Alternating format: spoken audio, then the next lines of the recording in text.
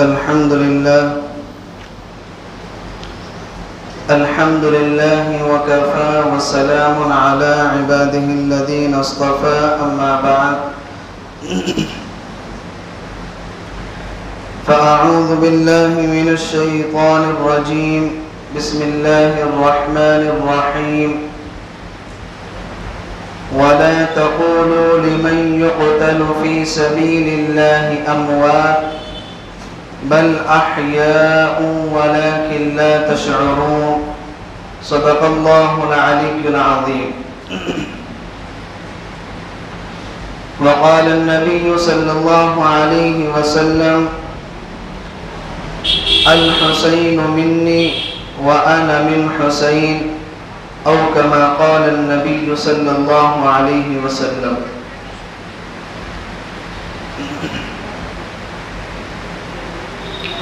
محترم بزرگوں اور عزیز ساتھیوں، اسلامی سال کی جو ابتدا ہوتی ہے وہ محرم الحرام کے مہینے سے ابتدا ہوتی ہے۔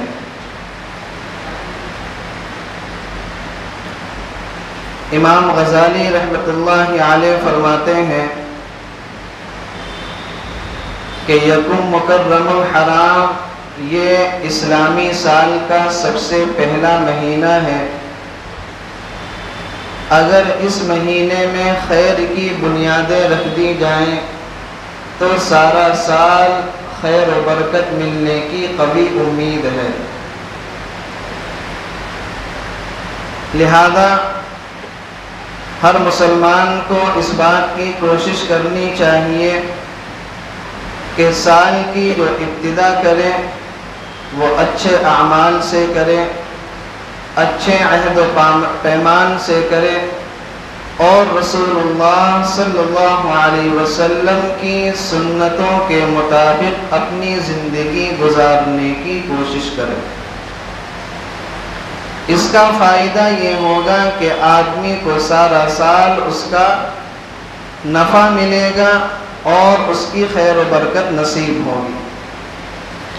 ظاہر سی بات ہے کہ جس چیز کی ابتدا اچھی ہوتی ہے اس کا اختتام بھی اچھا ہوتا ہے، اور جس چیز کی ابتدا خراب ہو جائے اس چیز کا جو اختتام ہے وہ بھی کیا ہوتا ہے؟ خراب ہوتا ہے۔ تو یکم مکرم الحرام یہ اسلامی سال کا سب سے پہلا مہینہ، اور اس مہینے کی ابتدا ہوتی ہے سیدنا فاروق اعظم حضرت عمر فاروق رضی اللہ عنہ کی شہادت سے۔ اس مہینے کے اندر 10 تاریخ آتی ہے جس کو یوم عاشورہ کہا جاتا ہے، اور یوم عاشورہ یہ ہر زمانے میں بڑی فضیلت کا دن رہا ہے۔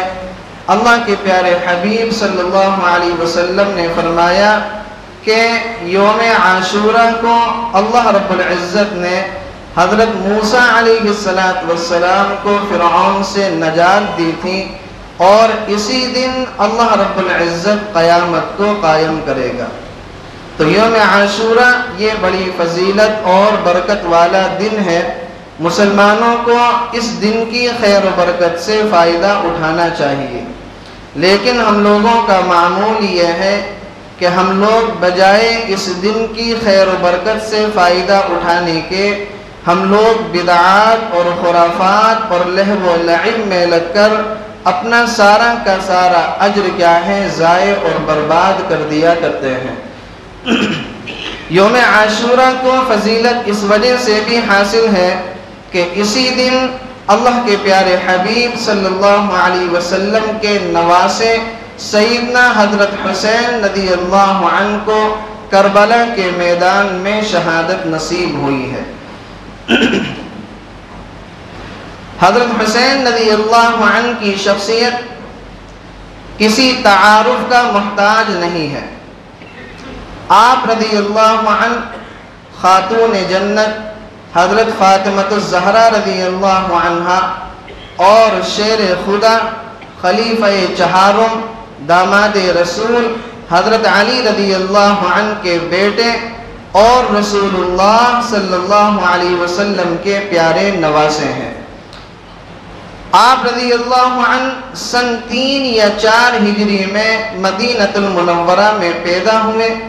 جب آپ رضی اللہ عنہ پیدا ہوئے تو رسول اللہ صلی اللہ علیہ وسلم نے آپ کے دائیں کان میں اذان کہی اور بائیں کان میں تکبیر کہی، اور تحنیک کے طور پر رسول اللہ صلی اللہ علیہ وسلم نے اپنا لعاب مبارک حضرت حسین رضی اللہ عنہ کے پیٹ کے اندر داخل کیا۔ اس طریقے سے حضرت حسین رضی اللہ عنہ یہ قریش کا خلاصہ ہے اور بنی ہاشم کا عطر ہے کہ حضرت حسین رضی اللہ عنہ کو دونوں طرف سے کیا ہے؟ فضیلت حاصل ہے۔ آپ کا نام حسین ہے۔ حدیث شریف کے اندر آتا ہے کہ جب حضرت حسن رضی اللہ عنہ پیدا ہوئے تو حضرت علی رضی اللہ عنہ اللہ کے پیارے حبیب صلی اللہ علیہ وسلم کے پاس آئے۔ آپ نے پوچھا کہ علی کیا نام رکھا ہے؟ حضرت علی رضی اللہ عنہ نے فرمایا کہ حرب، اور حرب کے معنی عربی میں آتے ہیں جنگجو۔ اللہ کے پیارے حبیب صلی اللہ علیہ وسلم نے فرمایا کہ نہیں، حسن رکھو۔ چنانچہ بعد میں جب حضرت حسین رضی اللہ عنہ پیدا ہوئے، حضرت علی رضی اللہ عنہ خدمت میں آئے۔ اللہ کے پیارے حبیب صلی اللہ علیہ وسلم نے پوچھا کہ علی کیا نام رکھا، کیا نام سوچا؟ کہا کہ اللہ کے نبی حرب، جنگجو، اس لیے کہ حضرت علی رضی اللہ عنہ کیا ہیں؟ شیر خدا ہیں۔ حضرت علی رضی اللہ عنہ بڑے بہادر اور جنگجو آدمی تھے کہ خیبر کا جو دروازہ تھا وہ حضرت علی رضی اللہ عنہ نے اکیلے ہی اکھاڑ کر پھینک دیا، جو دروازہ کئی لوگوں سے مل کر ہلتا نہیں تھا۔ تو اللہ کے پیارے حبیب نے پوچھا کہ علی کیا نام رکھا؟ حضرت علی نے فرمایا حرب، جنگجو۔ اللہ کے پیارے حبیب صلی اللہ علیہ وسلم نے فرمایا کہ نہیں، حسین رکھو۔ اور اس کے بعد اللہ کے پیارے حبیب نے فرمایا کہ یہ 2 نام جب سے یہ کائنات بنی ہے اللہ رب العزت نے میرے دونوں پیارے نواسوں کے لیے محفوظ کر کے رکھے تھے۔ کون سے نام؟ ایک حسن اور ایک حسین۔ تو حضرت حسین کا جو اصل نام تھا وہ کیا تھا؟ حسین۔ آپ کی کنیت ابو عبداللہ، اور آپ کا جو لقب ہے وہ سیدہ شباب اہل الجنہ اور ریحانۃ الجنہ، یہ دونوں آپ کے لقب تھے۔ پیغمبر علیہ السلام نے فرمایا سیدہ شباب اہل الجنہ، جنت کے جو نوجوانوں کے سردار ہوں گے وہ کون ہوں گے؟ وہ حسن اور حسین ہوں گے۔ اور ایک حدیث میں اللہ کے پیارے حبیب صلی اللہ علیہ وسلم نے حضرت حسین کو ریحانۃ الجنہ کہا کہ حضرت حسین سے کیا ہے؟ وہ جنت کی خوشبو آتی ہے۔ حضرت حسین رضی اللہ عنہ اپنے سر سے لے کے بدن کے آدھے حصے تک حضرت علی کے مشابہ تھے، اور بدن کے بیچ والے حصے سے نیچے تک رسول اللہ صلی اللہ علیہ وسلم کے مشابہ تھے۔ اسی طریقے سے حضرت حسن اپنے سر سے لے کے بدن کے بیچ والے حصے تک رسول اللہ صلی اللہ علیہ وسلم کے مشابہ تھے، اور نیچے سے آخر تک حضرت علی رضی اللہ عنہ کے مشابہ تھے۔ آپ کی پیدائش سے پہلے آپ کے چچا حضرت عباس رضی اللہ عنہ کی زوجہ ہیں ام فضل۔ اللہ کے پیارے حبیب صلی اللہ علیہ وسلم کے پاس بھاگی آئیں، اور بڑی گھبراہٹ کے عالم میں، بڑی بے چینی کے عالم میں رسول اللہ صلی اللہ علیہ وسلم سے کہا کہ اللہ کے نبی، میں نے آج بڑا خطرناک خواب دیکھا ہے۔ اللہ کے نبی نے پوچھا کہ ام فضل کیا خواب دیکھا؟ کہا کہ اللہ کے نبی، میں نے یہ خواب دیکھا ہے کہ آپ کے بدن کے گوشت کا ٹکڑا وہ کٹ کر میری گود میں آ کر گرا۔ اللہ کے پیارے حبیب نے فرمایا کہ ام فضل مبارک ہو، تم نے اچھا خواب دیکھا ہے، میری بیٹی حضرت فاطمہ کے یہاں لڑکا پیدا ہوگا اور تم اس کو اپنی گود میں کھلاؤ گی۔ چنانچہ حضرت حسین پیدا ہوئے۔ پیدا ہونے کے بعد ام فضل رضی اللہ عنہا حضرت حسین کو اپنی گود میں لے کر اللہ کے پیارے حبیب صلی اللہ علیہ وسلم کے پاس آتی ہیں۔ آپ نے حضرت حسین رضی اللہ عنہ کو اپنی گود میں لیا، لاڈ و پیار کیے۔ اس کے بعد آپ علیہ السلام کی آنکھوں سے آنسو بہنے لگے۔ ام فضل رضی اللہ عنہا نے پوچھا، اے اللہ کے نبی آپ رو کیوں رہے ہیں؟ پیارے حبیب صلی اللہ علیہ وسلم نے فرمایا، ابھی میرے پاس جبرائیل آئے تھے اور جبرائیل نے آ کر مجھے یہ خبر دی ہے کہ آپ کے اس نواسے کو کربلا کے میدان میں شہید کر دیا جائے گا، اور حضرت جبرائیل علیہ السلام میرے پاس کربلا کی وہ مٹی بھی لے کر آئے تھے کہ جس جگہ حضرت حسین رضی اللہ عنہ کو شہید کیا جائے گا۔ تو آپ علیہ السلام نے حضرت حسین رضی اللہ عنہ کی شہادت کی پیشین گوئی پہلے ہی کر دی تھی کہ میرے اس نواسے کو اللہ کے دین کو سربلند کرنے کے لیے، پیغمبر علیہ السلام کے دین کو بلند کرنے کے لیے دشمنان اسلام کیا ہیں، اس کو شہید کر دیں گے۔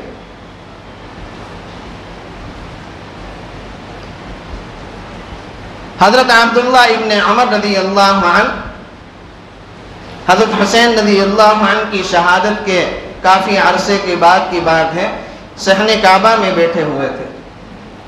ایک آدمی مسئلہ پوچھنے کے لیے آیا اور اس نے یہ مسئلہ پوچھا کہ کیا احرام کی حالت میں اگر مچھر مار دیا جائے تو کیا اس سے دم واجب ہو جاتا ہے؟ کیا مسئلہ پوچھا کہ احرام کی حالت میں اگر کسی نے مچھر مار دیا تو کیا اس کو دم دینا پڑے گا؟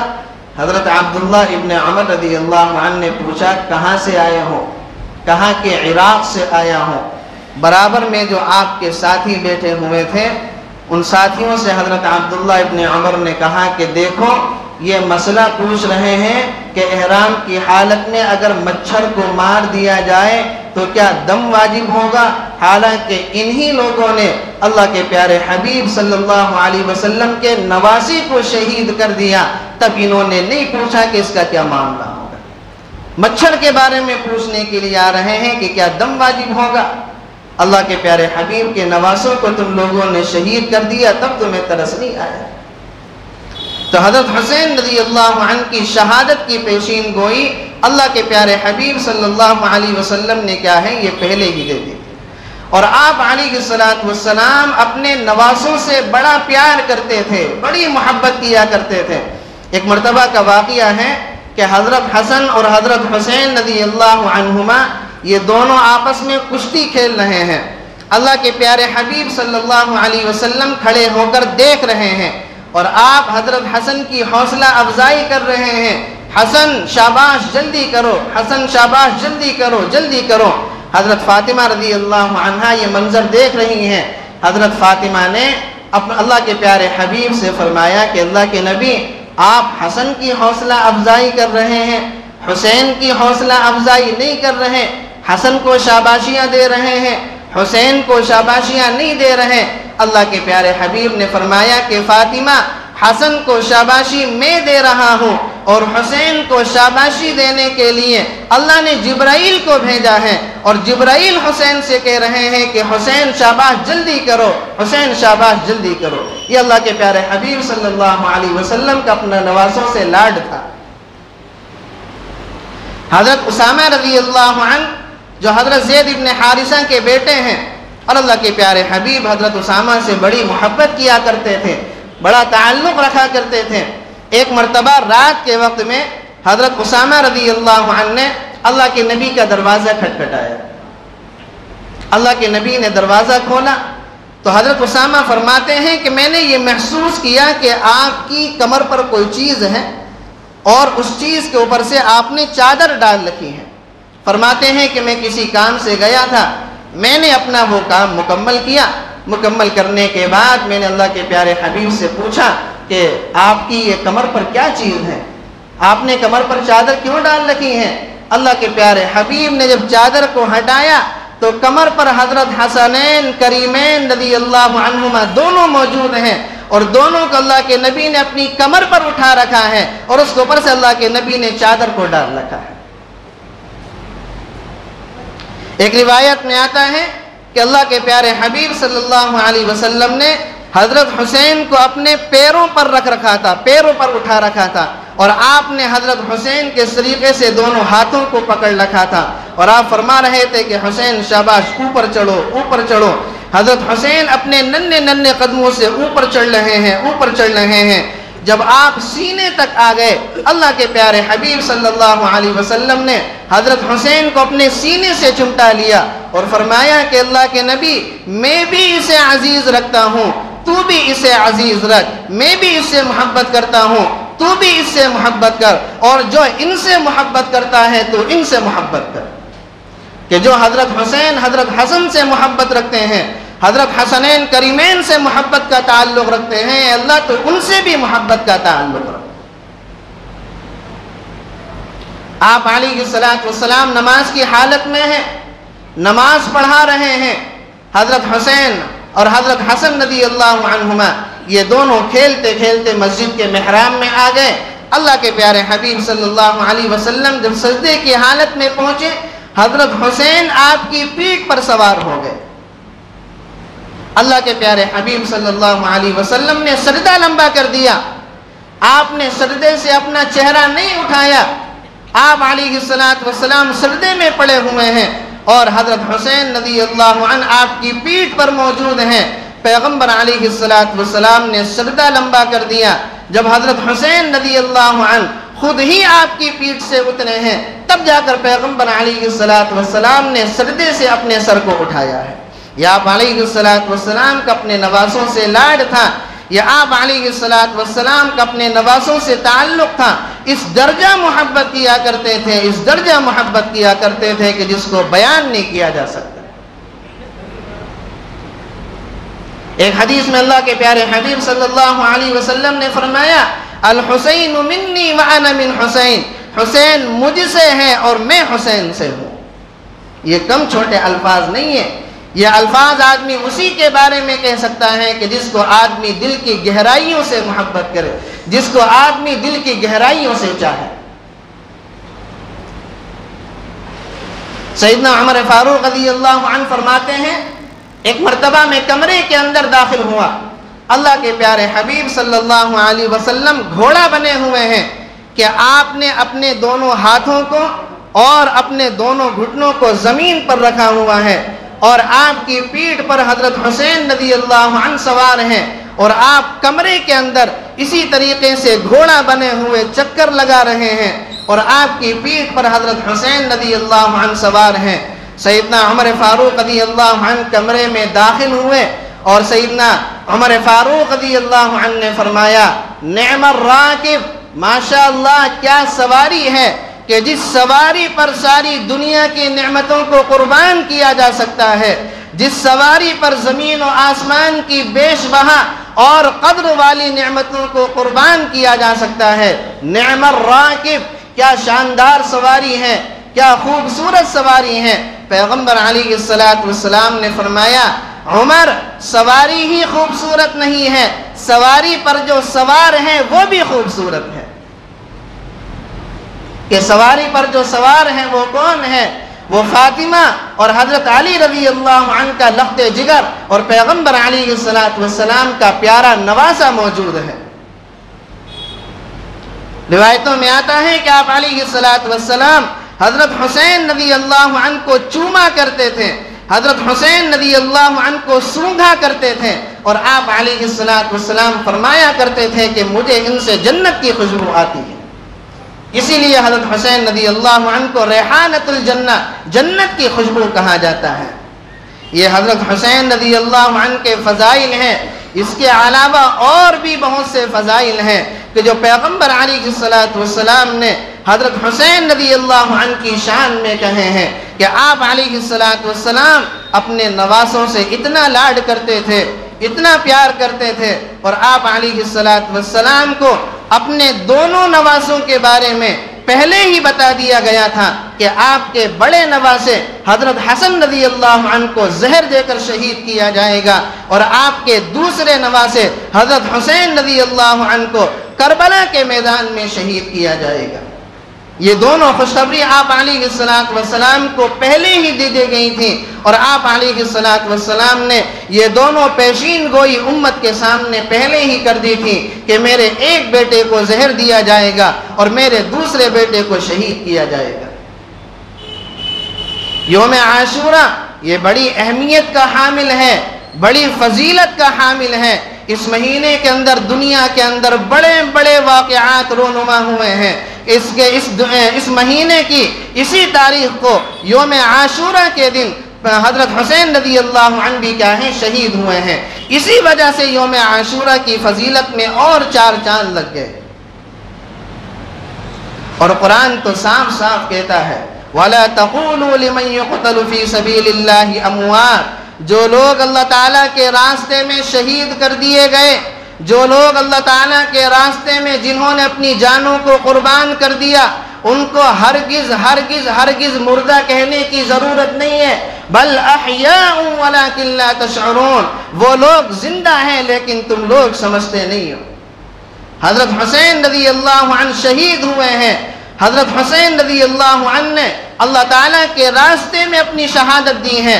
حضرت حسین رضی اللہ عنہ نے اللہ کے دین کے لیے اپنے آپ کو قربان کیا ہے، لہذا حضرت حسین رضی اللہ عنہ شہید ہو گئے، اور شہید مردہ نہیں ہوتا، شہید زندہ ہوتا ہے۔ اور یہ یاد رکھیں، ماتم مردوں کا کیا جاتا ہے، زندوں کا ماتم نہیں کیا جاتا۔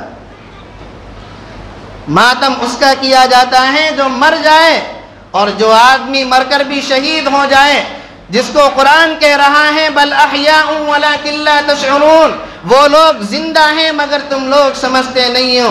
تو یاد رکھیں، ہم حضرت حسین رضی اللہ عنہ کے بارے میں جو ماتم کر رہے ہیں، یہ حضرت حسین رضی اللہ عنہ کے حق میں بہتر نہیں ہے، ہم لوگ اپنی ہی آخرت کو اپنے ہاتھوں سے برباد کر رہے ہیں۔ اس لیے کہ ماتم کیا ہے، زندوں کا ماتم کیا ہے، مردوں کا ہوتا ہے، زندوں کا ماتم نہیں ہوا کرتا۔ اور حضرت حسین رضی اللہ عنہ کے نام پر جو بدعات اور خرافات ہم لوگوں نے اپنے معاشرے کے اندر گڑھ رکھی ہیں، جن بدعات اور خرافات کے پیچھے ہم لوگ چل رہے ہیں، خدا کی قسم ان میں سے کسی ایک چیز کا بھی اسلام سے کہیں سے کوئی تعلق نہیں ہے۔ حضرت حسین رضی اللہ عنہ کے نام پر تعزیہ بنانا، حضرت حسین رضی اللہ عنہ کے نام پر پنکھا بنانا، حضرت حسین رضی اللہ عنہ کے نام پر ماتم کرنا، حضرت حسین رضی اللہ عنہ کے نام پر سبیلیں لگانا، اور حضرت حسین رضی اللہ عنہ کے نام پر ڈھول بجانا، خدا کی قسم اس کا اسلام سے کہیں سے کوئی تعلق نہیں ہے۔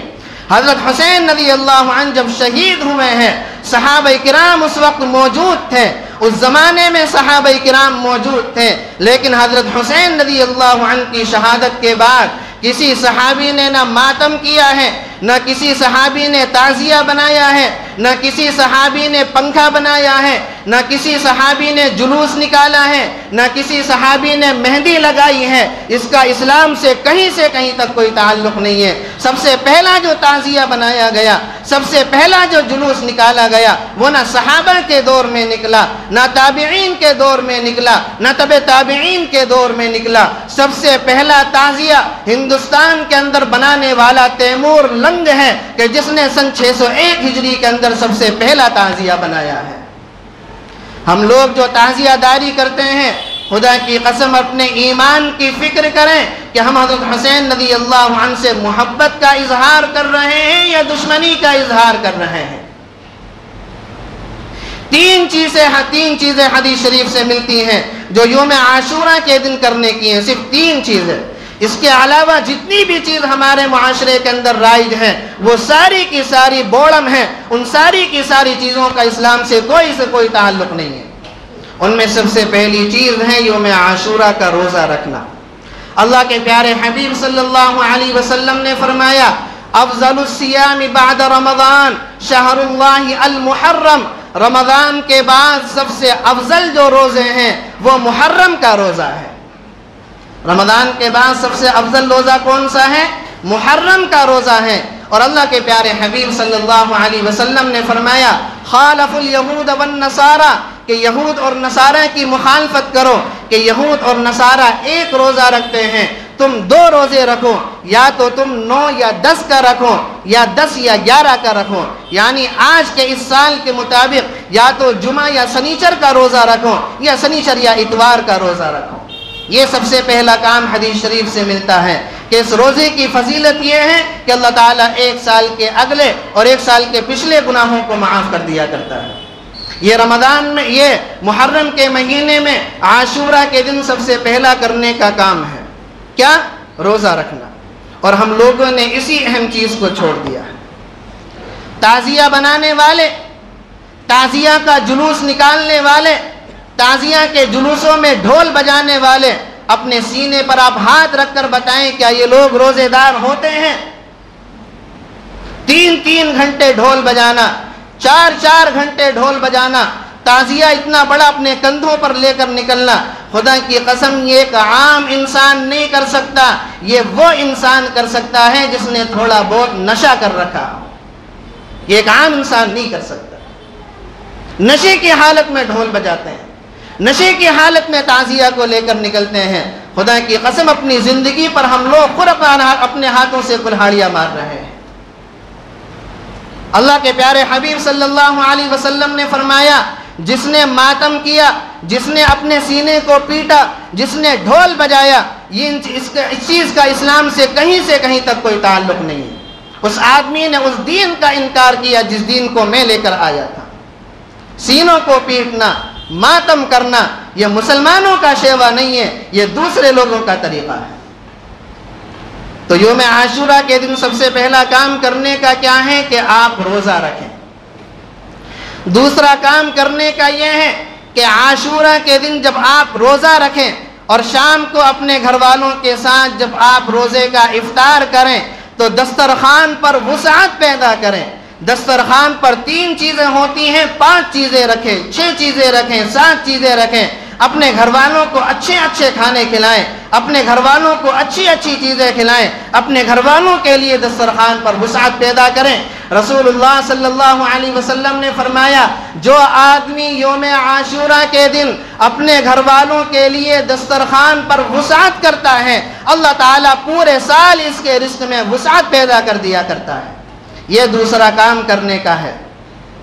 اور تیسرا کام کرنے کا یہ ہے کہ آدمی یوم عاشورہ کے دن یہ عہد و پیمان کرے کہ سارا سال اپنی زندگی قرآن کے مطابق گزاروں گا، سارا سال اپنی زندگی رسول اللہ صلی اللہ علیہ وسلم کے طریقے کے مطابق گزاروں گا، غیروں کے طریقے کے مطابق نہیں گزاروں گا، سنتوں کے مطابق گزاروں گا، شریعت کے مطابق گزاروں گا۔ تیسرا یہ عہد و پیمان کرنا ہے۔ یہ 3 چیزیں تو ثابت ہیں، اس کے علاوہ جتنی بھی چیزیں ہمارے معاشرے میں ہو رہی ہیں، جو ہم کر رہے ہیں، جو ہم دیکھ رہے ہیں، جن چیزوں کو ہم بڑھاوا دے رہے ہیں، جن چیزوں میں ہم تعاون کر رہے ہیں، ان چیزوں کا سرے سے اسلام سے کوئی تعلق نہیں ہے۔